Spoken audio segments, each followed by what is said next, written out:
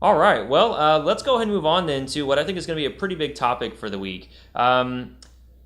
We're going to attack this a couple of ways. So I was already going to speak on this, and we had a viewer question come in from Ryan.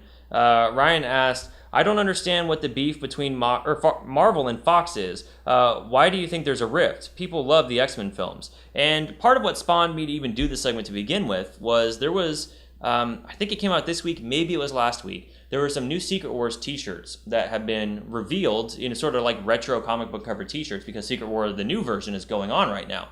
And these retro t-shirts take like issue number 1 of Secret Wars and pull off every single X-Men or Fantastic Four member who are on that classic cover. I gotta say, it's the most shameless thing I've seen them do yet. Exactly. It's ridiculous. And they replaced these X-Men and Fantastic Four characters. It's one thing to not have the X-Men be in Disney Infinity, let's say. It's right, one thing to not have the Fantastic Four be in Disney Infinity. It's another to remove them from classic covers. Yes. And to replace them, in some cases, with other characters. Like Black Bolt was in the place of... Yes. It's just... Black Bolt, Luke Cage, Iron Fist, characters who weren't even in the original Secret War are now on these vintage cover t-shirts. So that really just kind of set me off, honestly. I'm a fan of X-Men, a fan of the X-Men primarily. That's what got me into comics. And I've been watching this downward spiral of treatment towards the X-Men. So what I'm going to do now, and this is a little experimental, I just kind of have a list of things I've noticed as they've happened and where I think the major tipping point is and why the X-Men and the Fantastic Four are kind of being belittled by Marvel right now. And feel free to chime in with your opinion as we move through this. So, guys, I will be reading probably a lot more on this than I typically do as we talk, but I just want to make sure I hit every point that I've noticed. I gotta say, I read this list earlier and later. If you guys ever need a list of points of like you need to prove to someone why like that Marvel is completely ignoring their big franchises, this is the list. All right, well, thank you. So as I say here, for years, the X-Men at large have been absent from Disney Marvel animation production programs. So about 3 years ago, Marvel launched a whole new slate of animated series. They had Ultimate Spider-Man, they had Avengers Assemble, and then Hulk Agents of Smash. On all 3 of these programs, the X-Men have never been mentioned, and you never see them. You have seen Wolverine, however, and it's worth noting, too, I guess, that we had these 3 programs show up. The X-Men started with their first animated series in 1992, and their last animated series started in 2009. So we had 3 different X-Men series in a roughly 15-year period. Since then, we have not had any X-Men shows, but we've received 3 new Marvel programs, all produced by Marvel, featuring characters who are consistent with the Marvel Cinematic Universe. And while the X-Men haven't appeared in these animated series, Wolverine has, on a couple occasions, in Ultimate Spider-Man and Hulk, Agents of Smash. But what's interesting to note about Wolverine is in these new Disney-produced animated series, Wolverine is in his brown and yellow costume, he never mentions the X-Men, and he doesn't have an X logo on his belt. This is different from when Wolverine had previously appeared in Avengers Earth Mightiest Heroes, where he wore his classic yellow and black tiger stripe outfit with the X-Men logo on his belt buckle. And in Avengers Earth Mightiest Heroes, we even did see a cameo of Beast and Cyclops. I didn't put that in my notes here, but in the same episode that Wolverine appears, I think you see Beast and Cyclops on a video screen. Mm-hmm. So now what's noticeable about Avengers Earth Mightiest Heroes was that was an animated series that was running on Disney XD that was canceled because Jeff Loeb and his television production crew wanted this show that was produced by a third-party company to end so they could produce their animation in-house, and they said it was going to be better for the storytelling. And they insisted up front, because Avengers Earth Mightiest Heroes was a ratings juggernaut for Disney. Everyone loved it. They insisted that the continuity from the one show was going to carry over to the other. That hasn't really been true with Avengers Assemble. So it's worth noting, though, that 2 Wolverines have appeared so closely together, and one is obviously being used as sort of a just random Marvel character who teams up with the heroes, and no mention of the X-Men. So we have that. Fantastic Four have appeared at least a few times on these new Disney-produced animated series, but they haven't had their own animated series since Fantastic Four: World's Greatest Heroes in 2006. Very noticeable because Fox has the rights to the X-Men and the Fantastic Four. Disney's again downplaying the Fantastic Four. The difference here is that the Fantastic Four have at least appeared in the Disney animated series. Go ahead. I was curious, do you know if, as far as these TV shows, my understanding of the Fox contract is that if they don't make, say, a Fantastic Four movie every 5 years or every 10 years, they lose the rights to make them. It has never been explicitly stated because it was all behind door agreements. But yes, the general theory is, or the general belief is that they have what's called a perpetuity agreement. Fox has to make certain X-Men movies. That's why X-Men Origins Wolverine was called X-Men Origins Wolverine, because X-Men was in the title, they could keep making X-Men movies and keep the rights. Fox has a similar deal with Fantastic Four, where they have to make a movie every number of years, otherwise they lose the rights. They had a similar deal with Daredevil, and about 2 years ago, Daredevil was in production. They kept trying to get a movie off the ground. They couldn't do it. They were about ready to put a Daredevil movie together in about 18 months, and the clock was winding down. They hadn't started, so Marvel just said, forget it. Or Fox said, forget it.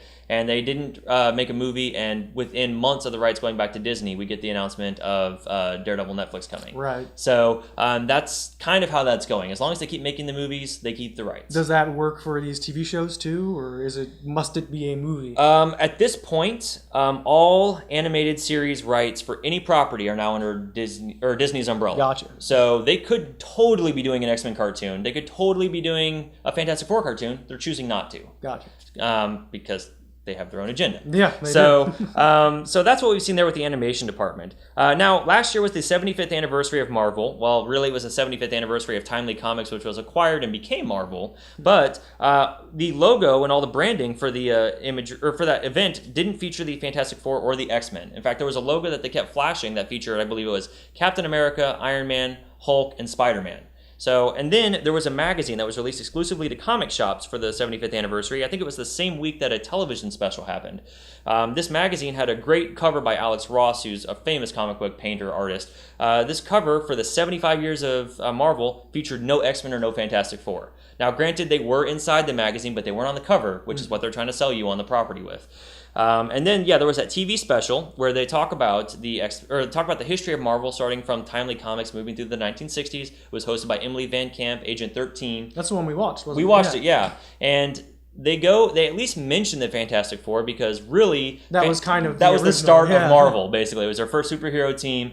They mentioned it enough to say that that's how we started, and then they never really mentioned the Fantastic Four again, and they kind of briefly touch on the X-Men, but then they gloss over it and keep going. And then in the end, it's like, oh, isn't this MCU that we're making so great? Yes, so it was very self-congratulatory, but again, completely downplayed the Fantastic Four and X-Men. So that's everything that was going on, the last few years that I've seen coming up to that anniversary special. Okay, so now let's go ahead and talk about the movies, basically. So this Marvel and Fox have kind of had, I don't want to say amicable, but they've let the X-Men and the Fantastic Four stuff exist while they've been doing their Marvel Cinematic Universe. I think largely because the films never grossed as much as like the $500 million level that the Marvel Cinematic stuff has been getting. Fox films are coming out, they're doing okay, but so while this has been going on for the last couple of years, we've still been getting X-Men property, or X-Men toys and Fantastic Four stuff kind of out there. But then and to kind of exemplify this, I guess we can say here that X-Men First Class in its entire worldwide box office run earned $353.6 million. When The Wolverine came out, its entire worldwide box office gross was $414.8 million. But then we talk about last year, 2014. Captain America the Winter Soldier and X-Men Days of Future Past came out about a month apart from each other. I think Captain America was like April 20th and X-Men Days of Future Past was May 23rd, 25th, somewhere around there. Roughly a month apart, but they were both in theaters at the same time in May, basically going head to head. The entire box office run, worldwide box office run of Captain America the Winter Soldier was $714.8 million. X-Men Days of Future Past earned $748.1 million. And my personal opinion is that Marvel was not impressed by this. They did not think this was funny. They felt genuinely threatened for the first time that Fox is using the properties that they really want, and they can't have them, and they're making more money now than the Marvel Cinematic Universe Well, and is. the X-Men movies had kind of languished a little bit. They had a little bit. So they were kind of probably hoping, it's like, these aren't going to continue Exactly. to be They were just kind of waiting for them to bleed dry and they get the Yep. properties back. And I think Days of Future Past kind of proved the X-Men are here to stay, and Marvel, you're never getting these guys back. Yep. I think that's when Marvel brought the hammer down. We saw a lot more disparaging treatment towards the Fantastic Four and X-Men in merchandising and so on, as we'll explain here. So the same year that those two movies came out and X-Men Days of Future Past out-earned Captain America the Winter Soldier, we also got Disney Infinity 2.0 Marvel Edition. Yep. Now, it's notable that no Fantastic Four characters or themes are present in Disney Infinity. Nothing. Now, I will give Avalanche Studios, Disney Interactive, the benefit of the doubt that this game started development before either of these movies came out in 2015. But I have to assume that the X-Men outscoring Captain America the Winter Soldier probably cemented the fact that we aren't getting any sort of we had properties. figure releases until this year, we did, until February, March or something. Yeah, I mean, they could have created content. There was plenty of time. We could have gone to the X Mansion, whatever. That's just not happening. And they've announced so far for 3.0 just Ultron and Hulkbuster. That's right. Yeah, nothing for X-Men or Fantastic Four. Yep. So that's happening. Also, I don't have this here in my notes, but while I'm thinking of it, I should mention it. Lego Marvel came out in 2013, was it? Mm-hmm. Amazing game. More characters in a Lego game than I've ever seen before. And they feature the X-Men and the Fantastic Four. I mean, everybody. Of the X-Men, you go to Xavier's mansion. There's probably 20 different playable X-Men in this game. Havoc and Polaris are playable, for crying out loud. I don't think either of those mutants have ever been playable in any X-Men game before, or any Marvel game before. Marvel had announced this year, I think it is, we're getting Marvel Lego 2, or whatever they're calling it, but they've already announced that the Lego game is going to be based off the Marvel Cinematic Universe. You know what that means?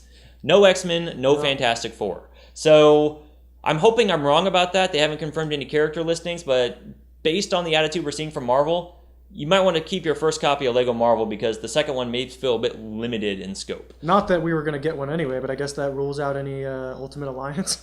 Yeah. Well, I think since Activision lost the rights, that's long gone. So, okay, so we have those games. There's some more examples for you of where Marvel is kind of letting go of X-Men and Fantastic Four. But then, of course, last fall, we even had the Death of Wolverine story arc, which seemed kind of strange that they were doing that. But they did actually write a story where they killed Wolverine. So not only are you downplaying the X-Men, but now their big, most recognizable mutant is out of comics, right? So, and then we get this year, Fantastic Four is canceled in 2015. Before their movie is in theaters, they have ended the comic book that the movie was based off of. Yeah. So if anyone goes and sees the movie and decides, hey, I'd like to check out that Fantastic Four comic, nope. So that's happening. Then we have an event. So leading into X-Men number 600, we had the Uncanny X-Men on one side of the nation. We had that was Cyclops' team. I don't want to go into the details of Schism. Just know that it's a story that's been building for about 5 years. It led through Avengers versus X-Men. Lots of stuff is involved in it. But basically, the X-Men have been split up. There was a bunch of spin-off books of those. But here in the month of April, just before X-Men number 600, Cyclops suddenly ceded victory to Wolverine, seemingly randomly. Everything he'd been fighting for, they've been building Cyclops up as the next Magneto. And then the X-Men that were supposed to be the heroes were his new brotherhood. And it was really sort of a scary twist on the character he always fought against. Now he's that guy. He basically gave up and said, yep, I've messed up. Everyone, go your separate ways. All the X-Men are now back under like Wolverine's banner. They seem to be condensing the book. They really wrapped it up nice and tidy so that the X-Men aren't as big of a presence, in my opinion, in the Marvel Universe as they once were. Yeah. So that was really strange. Do they even have a verse in Secret Wars? The only X-Men verse, aside from like Mr. Sinister's group, I'm not sure what they're doing with that, but as far as like actual X-Men titles during Secret War, to memory, we have Old Man Logan, which I'm not sure where they're going with that. We also have... You mentioned there was going to be like a 90s Spider-Man. Yes, or 90s X-Men, and we had 92 X-Men. Now, one might say, oh, it's kind of weird that 92 X-Men is getting a spin-off book if Marvel's really trying to downplay the X-Men. Why would they be doing that? Well, Marvel owns the rights to all the Marvel animation catalog, or Disney does. Well, and I guess I should say technically Buena Vista Home Video has rights to distribute X-Men 92 on DVD, owned by Disney. So why not have a universe based on a property that you could sell more DVDs on? Yeah, so, and that isn't congruous with the exactly. current Fox. Yeah. Yep. So maybe that's speculation on our part, but it's very notable, the connections that are there. So now we also have Hasbro, who told us last year at Comic-Con, every year Hasbro, the toy company, has a panel at San Diego Comic-Con. I've been to it myself. It's actually really cool to see a bunch of stuff in advance. But they will list off all their toys for the following year and maybe even 18 months down the line. Well, they were showing off, Spider-Man Wave Marvel Legends that I actually had on the show a few months back now, Avengers Wave Legends, and somebody said, hey, where's all the X-Men stuff? And they actually said that they are not going to be making any more X-Men Legends for the foreseeable future. They said that a strong suggestion had come from Marvel to just lay off of those characters. Wow. And we haven't seen any Fantastic Four Legends for a good while. Then Diamond Select Toys has a weekly blog that they do where they answer fan questions. They talk about Star Trek ships. They talk about Mini-Mates. They talk about the Marvel Select figures that they make. Multiple times during monthly interviews or monthly Q&As, including the most recent one on May 11th. Well, that's actually 2 weeks old now, but you can find it in this one. They confirmed that they will not be doing any toys based on the X-Men film that comes out next year. They will not be doing any Fantastic Four toys based on the Fantastic Four film. Does anybody get to do them? I suppose Hasbro or, I don't know how that works out. Yeah. We might maybe get mini-mates based on comic book X-Men. I think right now Fantastic Four is out altogether. But you won't see, like we saw X-Men Days of Future Past, mini-mates at the very least. You won't even see that from Diamond Select. They just can't do it. There just won't be X-Men Apocalypse figures. Exactly. Not going to happen. Yeah. That's too bad. Yeah, it's really too bad. Moving on, Scarlet Witch and Quicksilver. We've been reviewing Uncanny Avengers. Scarlet Witch and Quicksilver are now no longer mutants. In fact, we found out that they're just normal children that were experimented on. So, granted, these characters were in the Avengers, which is probably why they're still somewhat relevant to begin with, is because they have such a storied history with the Avengers. But they're no longer mutants because why? And then we have there have been various comments from Marvel Senior Vice President of Publishing Tom Brevoort, basically stating that nothing's going on or playing down the significance of how everything appears. Speaking to Bleeding Cool in on January 13th of this year, Tom said, "If you start your investigation with the result that you're looking for, you can always make the facts fit the conclusion. Seriously, if there weren't a website stirring up this stuff," and he's referring to Bleeding Cool, "can you honestly say that you would have even noticed anything was happening?" And I'm like, yeah, Tom. X-Men was the reason I got into Marvel Comics to begin with. And suddenly all the content's evaporating. Exactly, right? Like, what I was a fan of is becoming fewer and far between. I'm noticing this. So that's a bit frustrating that they're acting like it's not a big deal and nobody's really... Anyway. Then we get Uncanny Inhumans, the free comic book day issue. If you read that issue, it's very fascinating that a bunch of random Terrigen mist explosions have gone off. And now people all around the world are discovering they have powers they don't know what to do with. Yeah. And who's there? Well, not Charlie Xavier and his X-Men. It's the royal family of the Inhumans. Yeah, Medusa shows up. Yeah, and says, hey, you're one of a special breed, and I'm going to take you back home, and we're going to train you to use those powers. The Inhumans have become the X-Men. That's frustrating. Then we get Uncanny X-Men number 600. So this is a book that was supposed to debut this month. It's a big anniversary issue, had a lot of guest stars, a lot of guest writers, a lot of guest artists. Brian Michael Bendis said that this book has been done for a while. He's the main writer of the book, has been writing X-Men for a while. Marvel announced that book has been delayed till October of this year. Brian Michael Bendis went on to social media to say, hey guys, this is not my fault. I was done. The book is done. It was ready to ship. When I talked to Marvel about it, they say that the reason it's being delayed is for, what was the phrase they used? Commercial reasons. So it seems like Marvel doesn't want the big X-Men anniversary issue possibly coming out the same month as Secret Wars number 1 and 2, trying to distract attention. That's kind of frustrating. Yeah. It also makes you wonder, since X-Men 600 was supposed to happen pre-Secret War originally, what does that mean for the X-Men post-Secret War? Does the continuity from Secret War not affect the X-Men at all? Are the X-Men not really present post-Secret War? How can this book be delayed for several months and not interrupt the flow of storytelling? Wait until October to find out. So we have that going on. And then, of course, it's all culminates to the recently revealed T-shirts with the classic comic book artwork. So the point I'm trying to make is this is not a random thing, as Marvel would have you believe. This is not some sort of witch hunt that we're going around trying to find lack of support for X-Men and Fantastic Four. This is something that is really a detriment to the fans of Fantastic Four and X-Men. We just think the Inhumans are really cool, guys. That's all.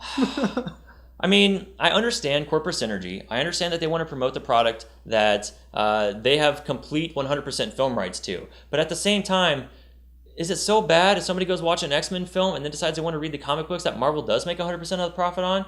Is it so bad if they want to get a T-shirt? Fox doesn't get... I mean, if they make a comic book X-Men T-shirt, Fox isn't getting any money from that. If somebody goes and sees X-Men Apocalypse and they want to get an X-Factor shirt, Marvel would get all the profit anyway. And really, those T-shirts are just the most blatant attempt to rewrite history. I mean, exactly, that's literally what it is. It really They're changing the comic book covers to people that were never there. Yeah.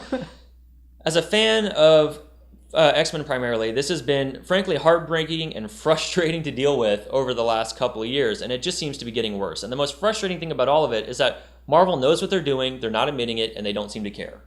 And the only person, really what this is it's Marvel being mad, having a little pissing contest because they can't get the rights to the X-Men back. Mostly. And we'll see how Fantastic Four does. If that movie's successful, Marvel will probably start caring about them a little more, but also being just as angry. Right now, I think they're hoping that Fantastic Four fails so they can get the rights back to those, because I think if this movie does fail, Fox is probably just going to let them have it back too. So, But really, if you're a fan of these properties, you have no outlet to go and express your fandom. You have no merchandise to go pick up. You only have the movies, it seems like. I don't know what X-Men is going to be like post-Secret War. I don't know what Fantastic Four is going to be like post-Secret War. It's at least notable that Doom has such a heavy presence in Secret War and that the Fantastic Four are there. But we have no announcement of what books to expect. There were no free comic book day comics that came out that showed us the next Fantastic Four. It just... I'm sad for the state of Marvel right now, and I wish they would stop doing it. And I guess I'm kind of calling them out on it, even though everyone's really already been doing it so far. But I really want to hear your guys' opinion on the matter. I want to know what you've seen. And Greg, I know you've been speaking throughout, but after everything that I've listed here, what are your thoughts on the situation? I think it's incredibly petty of Marvel, and I would love to see X-Men, Fantastic Four, all of that in Disney Infinity. And it's just not going to happen, and it's sad. Hopefully, I don't hope for Fox's failure, but if Fox did fail... maybe a few years down the line, we'll see the X-Men expansion or something. Yeah. Disney Infinity 5 or 6. But yeah, it's really sad. I mean, my perspective obviously comes a little bit differently because I don't read the comics. And I really enjoy the X-Men movies, at least the most recent one, and the ones that are good. Yeah. It's a shame. I'd like to see Marvel lend some support, especially to the X-Men. Yeah. And as someone who just finished the Fantastic Four series. Exactly, right? Yeah, so I mean, if this is truly, if we're just making this up, if we're really finding the answers that we're looking for, if we're searching for what we think is true and that's what we're showing, I would really hope that Marvel does something to prove to us that we're way off base. I'm not seeing that right now. I hope we see that in the future. Yep. So I definitely wanted to take a moment to kind of go over that on the show. I know I gave you guys a lot of information, but it's a lot of stuff that I've noticed, and I'm sure you can go online and find more examples. These are just what I've been able to keep track of, mostly from memory that I've finally written down. It's just really depressing, and I think it honestly stems... granted, it stems from the Disney Marvel contract that was signed back in 2009 or 2010, whenever it was. But I think it really got bad after X-Men Days of Future Past outgrossed a Marvel film. And I think that it's just going to get worse from here. Marvel's going to do everything they can to suffocate the X-Men, but what they're really doing is making no impact on Fox and really hurting the fans of these properties. Yep.